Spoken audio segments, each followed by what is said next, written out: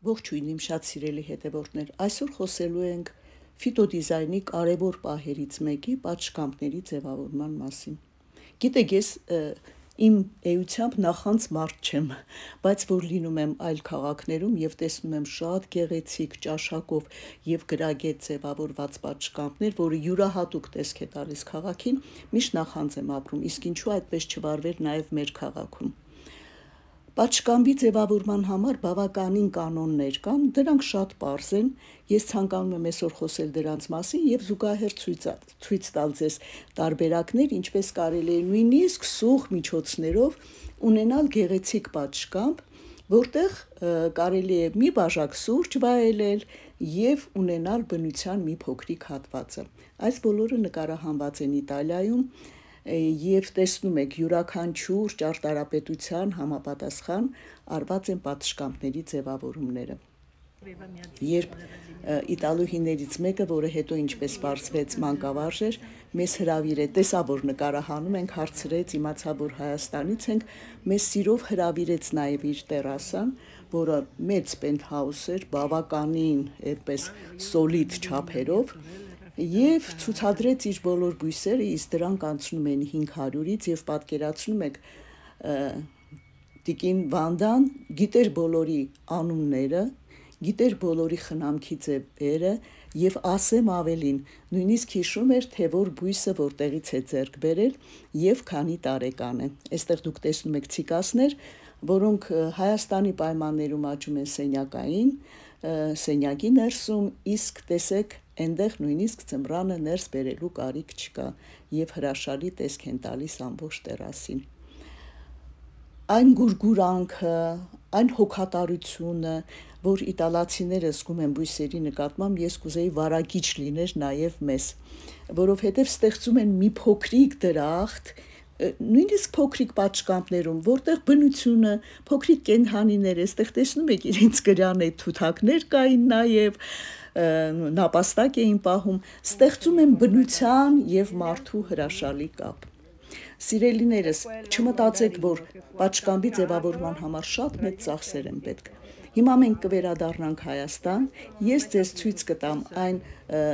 ծաղիկները, այն բույսերը, որոնք հրաշալի աճում են մեր պայմաններում եւ առանձնապես մեծ ծախսեր չեն պահանջում։ Պարզապես պետք է հիշել, որ կախովի ծաղկամանների դեպքում հողի կշիռը, ծաղկամանի կշիռը եւ բույսերի կշիռը միասին վերցրած յուրաքանչյուր ծաղկամանի չի կարող անցնել 50 կիլոգրամից, որպեսզի վթարային պահեր չառաջանան։ Իսկ ծաղիկների տեսականին ընտրելու համար անպայման պետք է հաշվի առնեք պատշգամբը արևկող է թե չէ, եթե ստվերային է, կան համապատասխան բույսեր, իսկ արևի տակ աճողների համար տեսականին իհարկե շատ ավելի մեծ է։ Անհրաժեշտ է հաշվի առնել նաև գունային գամման եւ բույսի դիմացկունությունը քամիների նկատմամբ։ Մեզանում ամենատարածվածը գիտեք ծխածաղիկներն են, պիտունյաները, որոնք երբ դնում ենք գառնանը, նախ ասեմ, որ շատ մատչելի են, ծաղկում են մինչև ուշ աշուն ճիշտ խնամքի ժամանակ։ Իսկ ո՞րն է ճիշտ խնամքը։ Հնարավորինս լուսավոր տեղ եւ իհարկե համապատասխան ջրային ռեժիմ կախված եղանակային պայմաններից։ Եթե անձրևները շատ են, ապա հաճախ ջրելու կարիք չկա։ Ինչ վերաբերում է գույներին, կարող ենք ընտրել եւ միագույն, եւ բազմագույն։ Քիչ անց կանդրադառնամ դրան։ Հիմա տեսնում եք գազանյաներ։ Այս բույսերը այնքան հետաքրքիր են, արևի տակ կեսօրին բացվում են, իսկ երեկոյան կարծես թե քուն են մտնում եւ փակվում են։ Եթե ուզում եք շատ դիմացկուն բույսեր ունենալ, որից հետո կարող եք աշտանը սերմը հավաքել եւ նորից ցանել, ապա խորհուրդ կտամ ունենալ ցինյաներ։ Տեսեք գունային գաման շատ մեծ է, կա սպիտակը, կա վարդագույնը։ Իդեպ ասեմ, եթե պատշգամբում ուզում եք հանգիստ մթնոլորտ ստեղծել, ապա միանշանակ ընտրեք բաց գույներ, հիմնականում սպիտակ, իսկ սպիտակը կարող եք համադրել ցանկացած գույնի հետ։ Վառ տրամադրություն, էներգիա առաջացնող գույներ են համարվում դեղինը, նարնջագույնը,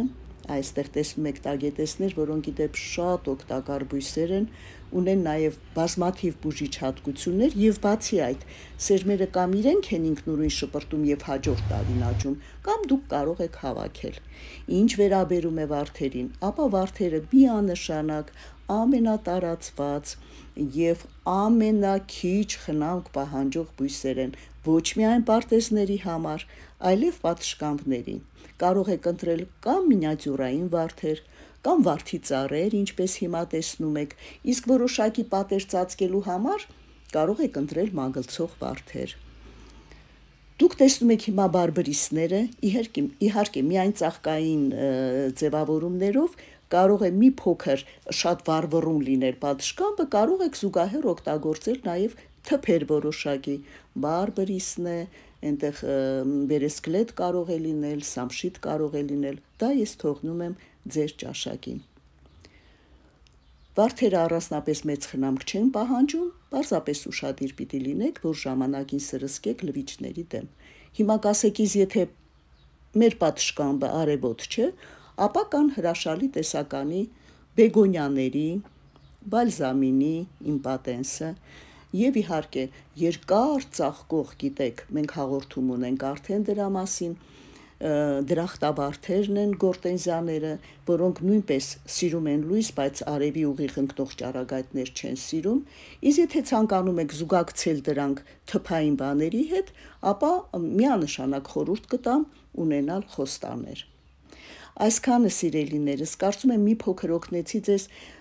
որպիսի կարողանաք ճաշակով եւ իմ երազանքն է ի վերջո ունենանք այսպիսի պատշգամբներ, թեպետ պիտի ասեմ, որ սա հատուկ նախագծվում է եւ խրախուսվում է եւ արվում է պետության կողմից։ Հուսանք, որ մի օր էլ մեր պետությունը կմտածի այս գեղեցկությունները ժողովրդին պարգևելու մասին։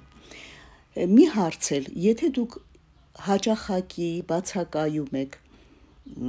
տնից, թեկուզ մի շաբաթով, երկու շաբաթով, ապա կարող եք օգտագործել պատշգամբի համար ինքնաջրվող ծաղկամաններ Լիչուզա ֆիրմայի, որը ունի հատուկ, այսպես տեսնում եք այս խողովակները, հատուկ տարածք, որտեղ լցնում եք ջուրը եւ միջև ձեր վերադարձը շատ հոգատար, շատ պարտաճանաչ այդ ծաղկամանը ջրում է բույսերը։ Սիրելիներս, վառ գույներ, պայծառ գույներ օգտագործած ժամանակ դուք շատ գրավիչ եք դարձնում, դուք մասնակցում եք քաղաքի ձևավորմանը, անկախ նրանից ցանկանում եք դա, թե չէ, որովհետև հատկապես դրսում կախվող ծաղկամանները քաղաքի ճարտարապետությանը լրացուցիչ եւ հետաքրքիր տեսք են տալիս։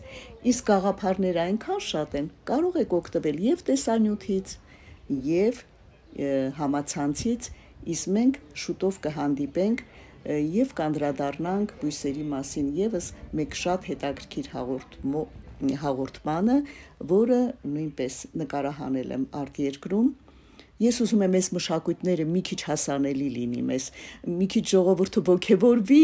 մի քիչ նախանձի ինձ նման, որպիսի մեր քաղաքը եւ մեր երկիրը նույնպես լինի կանաչապատ եւ գեղեցիկ։